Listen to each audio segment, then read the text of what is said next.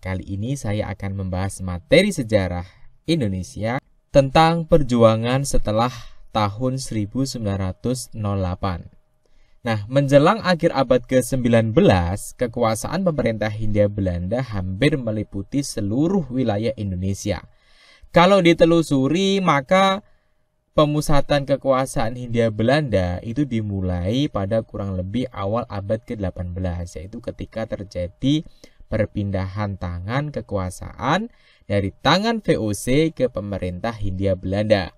Nah, penjajahan berabad-abad ini ternyata mendorong seorang wartawan untuk mengkritik pemerintah Hindia Belanda. Intinya, mereka itu menyatakan bahwa pemerintah Hindia Belanda memegang tanggung jawab moral bagi kesejahteraan pribumi. Pemerintah Belanda harus membayar utang budi dengan meningkatkan kesejahteraan rakyat di negara jajahan. Ternyata, kritik-kritik ini menjadi perhatian serius dari pemerintah kolonial Belanda dan membuat Ratu Wilhelmina memunculkan kebijakan baru bagi daerah jajahan yang dikenal dengan politik etis. Nah, perjuangan setelah tahun 1908, kita tidak bisa lepas dari yang namanya politik etis atau politik balas budi. Kebijakan politik etis ini lahir setelah sistem tanam paksa di Hindia Belanda dikritik oleh Van Deventer, seorang ahli hukum Belanda dan kemudian menjadi tokoh politik etis. Nah, politik etis ini atau politik balas budi merupakan pemikiran yang menyatakan bahwa pemerintah Belanda memegang tanggung jawab moral bagi kesejahteraan bumi putra. Sebenarnya, banyak pihak yang menghubungkan kebijakan politik etis ini dengan tulisan-tulisan dan pemikiran Van Deventer. Salah satunya pada tulisan yang berjudul An Eresut atau Hutang Kehormatan, dimuat dalam harian The Gids tahun 1899. Nah, kritikan tersebut berisi perlunya pemerintah Belanda membayar utang budi dengan meningkatkan kesejahteraan rakyat di negara jajahan.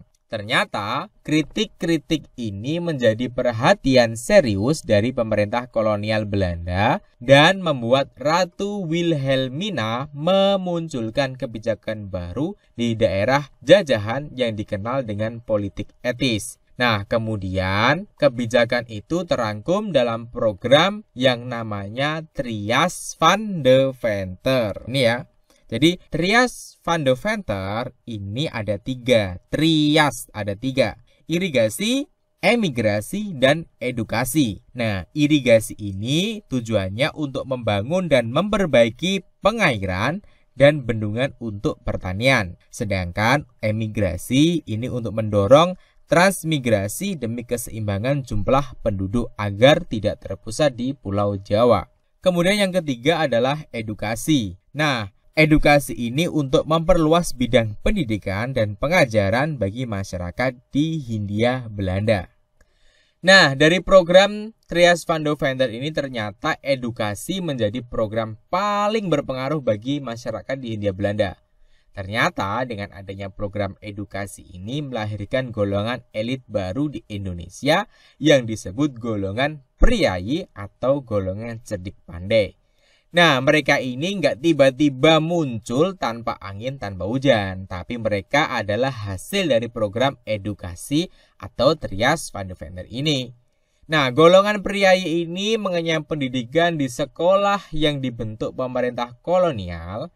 Pastinya sekolahnya menerapkan pendidikan gaya barat. Usai sekolah biasanya golongan priayi ini banyak berprofesi sebagai dokter, guru, jurnalis, dan aparatur pemerintahan. Nah, selain berprofesi yang lebih menjanjikan, golongan ini memiliki pikiran yang lebih maju serta semakin sadar terhadap penindasan-penindasan yang dilakukan oleh pemerintah kolonial Belanda. Kemudian perjuangan setelah tahun 1908 yang pertama adalah bersifat nasional. Hampir seluruh wilayah Nusantara itu menjadi satu kesatuan politik, hukum, dan pemerintah di bawah pemerintah kolonial. Nah, kesatuan ini disebabkan adanya Pak Neerlandica.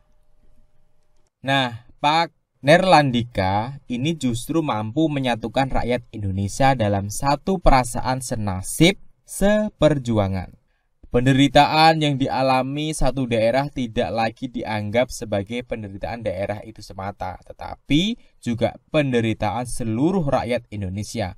Nah, hal ini yang menumbuhkan rasa persatuan dan pada akhirnya melahirkan kesadaran sebagai satu bangsa atau nation atau kesadaran nasional.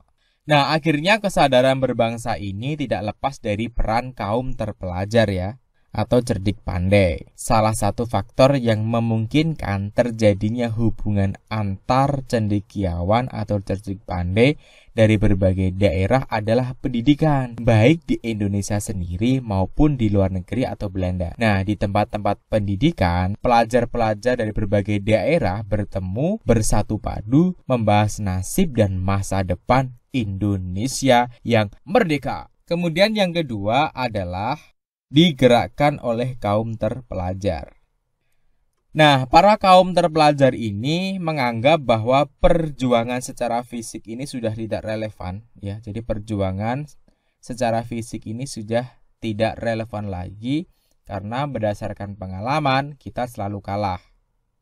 Karena secara ekonomi kita belum mampu, kemudian secara kekuatan kita juga belum mampu, apalagi secara persenjataan kita juga belum mampu untuk mengimbangi kekuasaan pemerintah kolonial Belanda. Nah, akhirnya mereka berdiskusi, berkumpul, bersatu untuk membentuk satu wadah organisasi.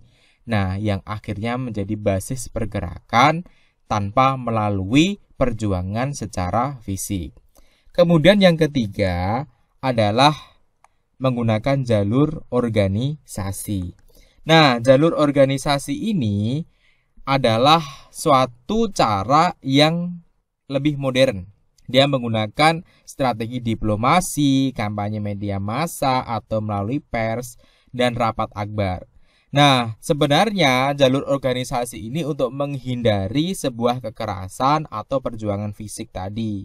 Karena secara tidak langsung kita belum mampu mengimbangi kekuatan keuangan, persenjataan, dan militer. Bahkan melalui jalur organisasi ini kita memiliki visi yang jelas. Makanya gerakan yang dimotori oleh para golongan terpelajar ini menghindari cara-cara kekerasan.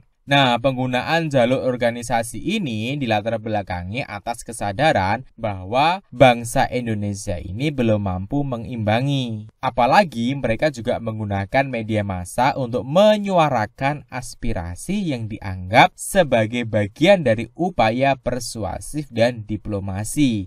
Karena pada masa ini, kaum terpelajar Indonesia memprakarsai terbitnya banyak media massa seperti koran dan majalah. Nah, melalui media-media massa itu, para aktivis organisasi pergerakan melakukan kritik serta agitasi menentang berbagai kebijakan pemerintah kolonial Belanda. Yang pasti, perjuangan melalui jalur organisasi ini juga memiliki visi yang jelas, yaitu kemerdekaan bagi Indonesia.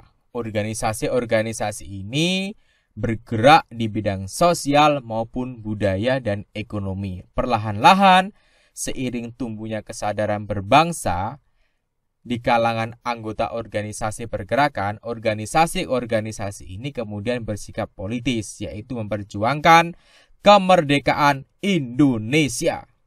Oke ya teman-teman, begini penjelasan saya mengenai perjuangan setelah tahun 1908.